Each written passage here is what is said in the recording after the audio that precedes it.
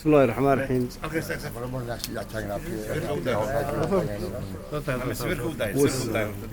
wasiir maxamed bixi yoonis waxaanu ku leenahay ku soo dhawow magaalada Oslo ee caasimadda dalka Norway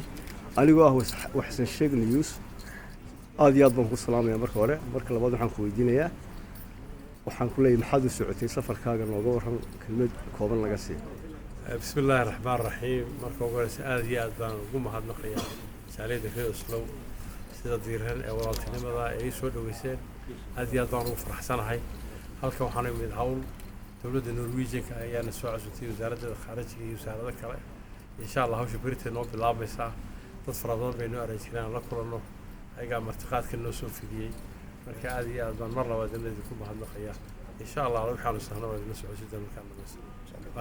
aad iyo aad baad mahadsantahay wasiir soo dhawow baan ku leenahay welcome to Norway. Thank you.